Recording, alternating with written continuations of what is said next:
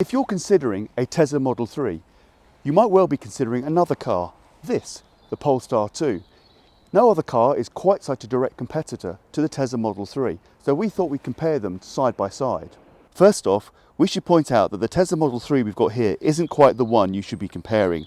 First, it's from August 2020, so lacks the most recent upgrades. Second, it's a performance, which is 10 grand more expensive than the base Polestar 2.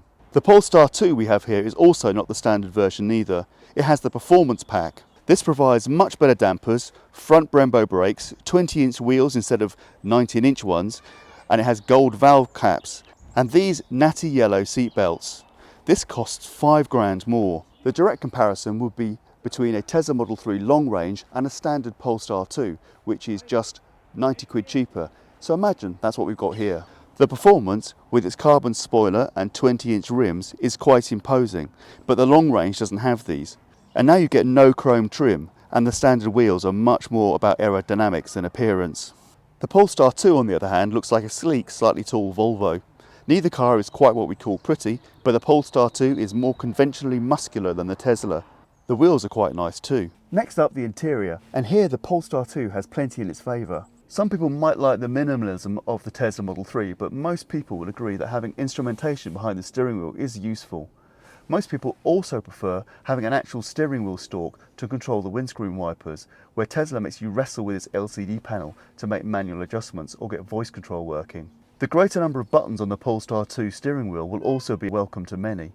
The Polestar 2's wheel is very close to a standard Volvo kit. You get front and rear heated seats in both cars, but the Polestar 2 seats are just that little bit easier to adjust. The central console on the latest Model 3 is a little different to the one seen here, but the features are almost the same. You get 2 cup holders in both, although Polestar hides its second one underneath the armrest.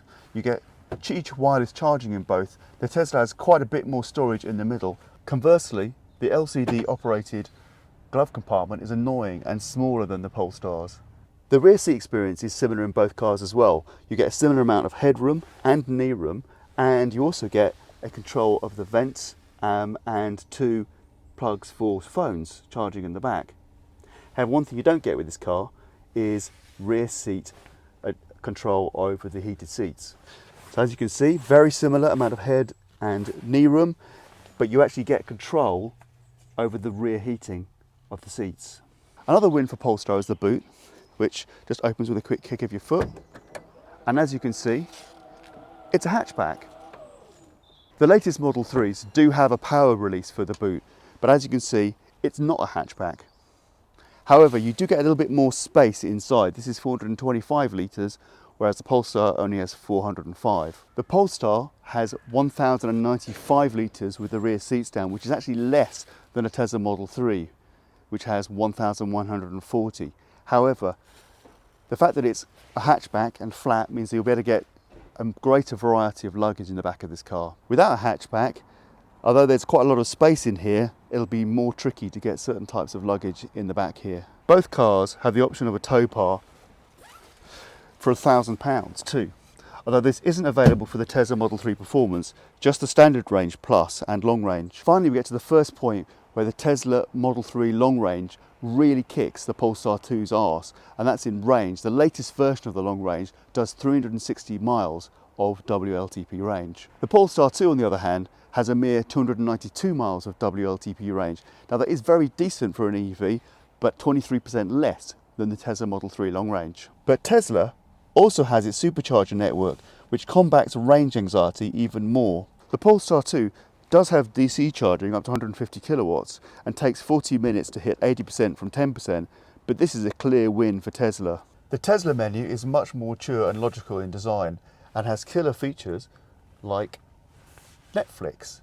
This is supposedly coming to Polestar, but which screen would you rather watch a movie on? We appreciate the dashboard display on the Polestar, but the central LCD panel menu needs a bit of a rethink. As we said at the beginning, this isn't quite the comparison we wanted to do because this Polestar 2 has a performance pack and the Tesla Model 3 that we're comparing it to is an actual performance model.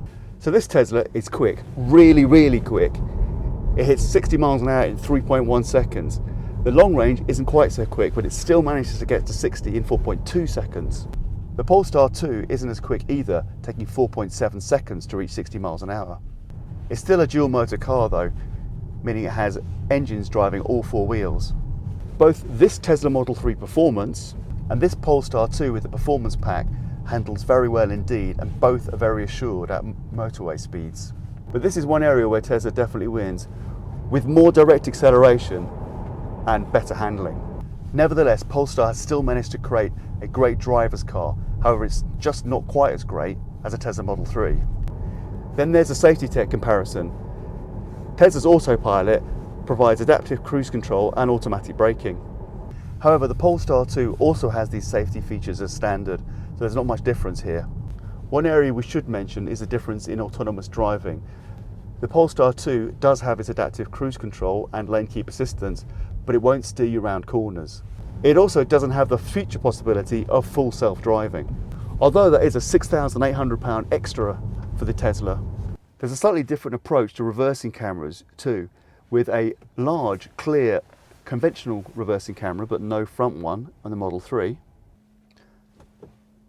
The Polestar 2 gives you a 360 overhead view when you're reversing, which is really useful for getting precisely into a parking space. So as you can see, both cars have their strength, but Tesla gives you more performance and range for your money. But Polestar gives you a more conventionally luxurious interior with more knobs and buttons.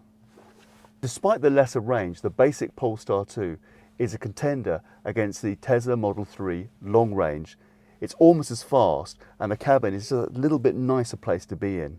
Add in the performance pack to the Polestar 2 and the price gets closer to this performance model of the Tesla Model 3.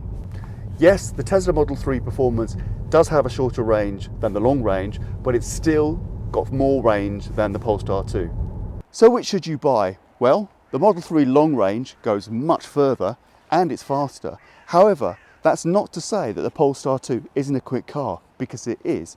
And also, if you prefer a more conventionally luxurious interior, it wins on that front. The Polestar 2 runs the Tesla Model 3 really close, and Polestar have done a great job with this car, but we're still giving the win to Tesla. Thanks for watching, and if you enjoyed this video, please don't forget to comment, like and subscribe to our YouTube channel, and also watch our longer, more detailed review of the Polestar 2.